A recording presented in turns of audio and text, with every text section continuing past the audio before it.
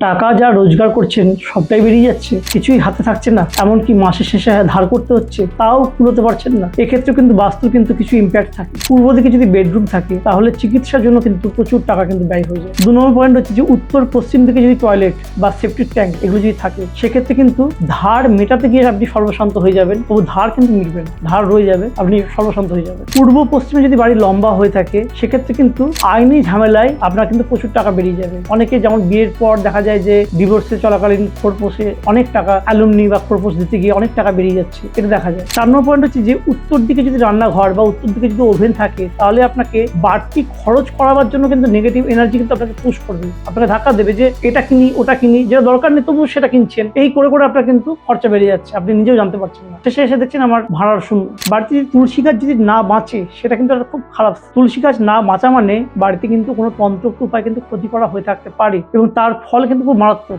হঠাৎ কোনো বড় কোনো চাকরি থেকে চাকরি চলে যাওয়া, এমনকি সরকারি চাকরি চলে যাওয়া, এরকম ব্যাপার হয়, বা হঠাৎ কোনো অকাল প্রয়াণ, আকস্মিক মৃত্যু, এই ব্যাপারটা কিন্তু ঘটে। তো এবার একটা ব্যাপার হচ্ছে যে এই বাস্তু খারাপ সময় আমি দেখেছি অনেকে বাড়িতে অনেক পুজো আর্চা করেন, লক্ষ্মী পুজো, গণেশ পুজো, সত্যনারায়ণ পুজো, কিন্তু সত্যি কথা বলতে কি এই বাস্তু খারাপ থাকাকালীন যে কোনো পুজো কিন্তু আরো মারাত্মক ফল দেয়, কারণ বাস্তু নিজে একটা নেগেটিভ এনার্জি তৈরি করে রেখেছে। সেখানে আপনি একটা ছোট করে পজিটিভ এনার্জি আপনি পুশ করছেন, তাতে কিন্তু একে অপরের সাথে ধাক্কা খেয়ে কিন্তু কোনো রেজাল্ট কিন্তু দেয় না, বা রেজাল্ট কিন্তু নেগেটিভই হয়। তাই বাস্তু যতক্ষণ প্রবলেম থাকছে ততক্ষণ বাস্তু প্রবলেমটাকে, দোষটাকে কাটান, তারপর পুজো আর্চা করবেন। এমনকি সত্যনারায়ণ, লক্ষ্মী পুজো কিচ্ছু করা চলে না বাস্তু দোষ।